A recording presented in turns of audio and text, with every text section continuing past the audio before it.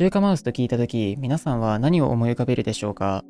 最近ではダーマシャークや VGN、ジールブスなども有名ですが、どのメーカーも一線を張れるようなエルゴマウスはリリースしていません。今回はエルゴマウス難民に知っておいてほしいハイクオリティなワイヤレス、ワイズオール OGM Pro をレビューしていきます。こんにちは、マキです。今回は中国から上陸したデバイスメーカー、ワイズオールからリリースされたワイヤレスゲーミングマウス OGM Pro をレビューしていきます。OGM Pro は珍しいハーフエルゴチックな形状を特徴としたゲーミングマウスで、高いクオリティとデザイン性を兼ね備え、近い将来 4K ポーリングレートにも対応予定のゲーミングマウスです。今回いただいたカラーはホワイトとインクフェザーの2色で、それぞれデザインやコーティング、スイッチなどのスペックが異なります。形状はエルゴノミクスマウスと呼ばれる右手専用の形状で、センサーには最新の PAW3395 を採用。プロセッサーにはノルディック MCU が搭載されています。重量は実測値約 70g から 71g と、近頃のワイヤレスマウスとしては少々重めで、日本での価格は Amazon で 14,600 円となっています。OGM Pro の特徴は優れたデザインとビルドクオリティ、そしてカラーバリエーションによって異なるパーツが採用されていることにあります。中華マウスといえば安いがビルドクオリティは落ちてしまうという印象があるかもしれませんが、OGM Pro はその逆でクオリティが最優先されたマウスのように見えます。その雰囲気は化粧箱からも見受けられ、大きめかつしっかりとした箱の中には十分すぎるほどの付属品が入っています。マウス本体は白ベースに黒のアクセントを特徴としたホワイト、スケルトンシェルに青緑のグラデーションがかかったインクフェザーの2色がラインナップされており、現状それぞれ搭載されているパーツは異なります。ホワイトはメインクリック部分にケール GM8.0、ホイールには TTC が採用されていて、全体的にパチパチとしたキレのあるクリック感が味わえます。それに対してインクフェザーではホイール部分にフワのピンクドットが採用されていて、ホワイトよりも柔らかいクリック感になっています。個人的にはインクフェザーの方が静音性が高くて好みですが、しっかりとしたクリック感を求める人はホワイトがおすすめです。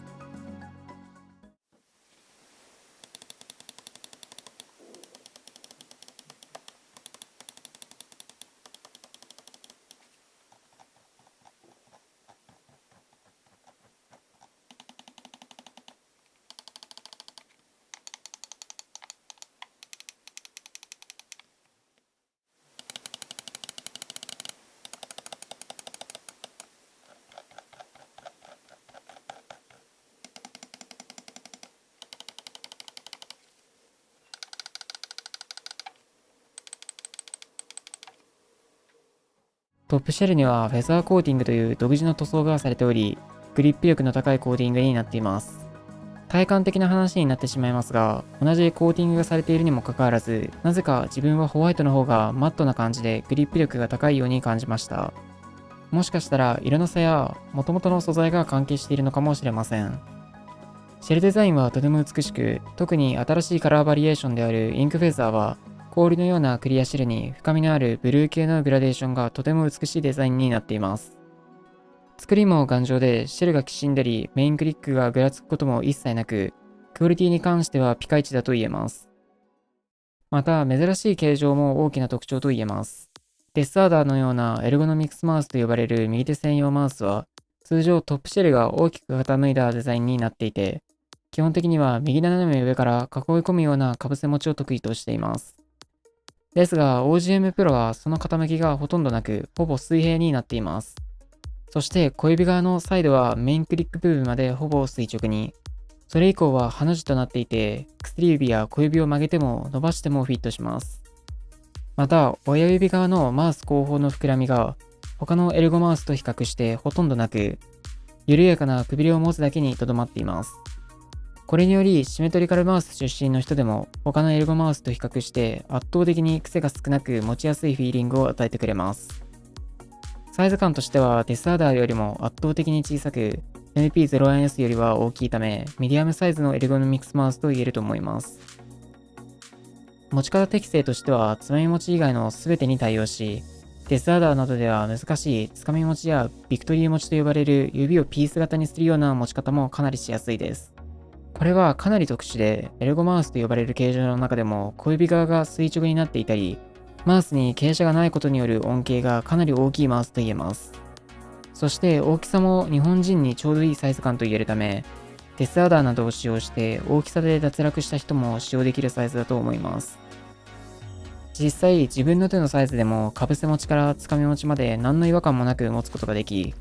かつ左右対称マウスからの移行も他のエルゴマウスと比較して圧倒的にしやすいと感じたため、エルゴマウスに関わらずシンプルに癖の少ない優等生なマウスだと言えると思います。ただしこれまでのエルゴマウスとはやはり傾向が少し異なり、特にマウスの傾斜と薬指側の広がりがないことには注意が必要です。傾斜がないことでマウスを右斜め上から持とうとする人は手のひらとマウスの間に隙間が空いてしまい、そこはほぼ確実に OGM Pro 専用の持ち方に強制されてしまいます。サイドの広がりについては好みが分かれると思いますが、デスアダーはただのざらせるといった表現や添えるといった表現に近く、OGM Pro はどちらかというと親指と薬指で挟み込む感覚に近くなります。ここは同じエルゴマウスでも好みが分かれるポイントになりそうです。OGM Pro は本当にクオリティの高いマウスで、形状も癖が少なく素晴らしいマウスと言えますが、自分には重すぎるという欠点がありました。実測値は 70g 前後である OGM Pro ですが、最近の軽量化ブームにより手が 50g 前後のマウスに慣れてしまい、かつ自分の持ち方がつまみ持ちであるため、正直自分に特別合うというのはありませんでした。そしてソール形状がかなり独特であり、これはボトムシェルにレシーバーポケットを設けていることが原因であると考えられます。そもそもレシーバーポケットが必要かどうかというのはわかりませんが、これによりソール形状が歪になり、特に柔らかいマウスパッドでは沈み込みによる違和感が発生する可能性があります。ポケット用のソールが付属しますが、これも決していいものとは言えません。できればレシーバーポケットを別の位置にするか、そもそもポケット自体を埋めてしまうようなメンソールをつけてほしかったと思います。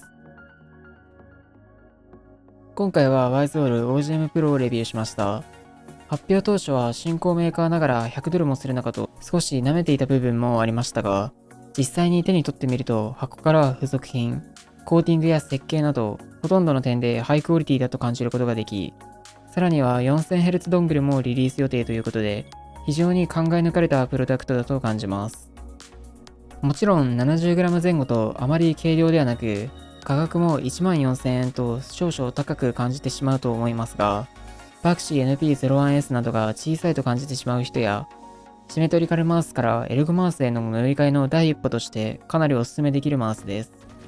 個人的にはインクフェザーのシェルデザインが非常に好みで、正直エルゴマウスが合わないという人もこのデザインが気に入ったという人は多いのではないでしょうか。安さを売りにする中華系マウスが多く存在する中、このような価格が多少高くなってもクオリティを求めるメーカーが出てくるのは素直に嬉しいので、今後の新製品にも注目していきたいと思います。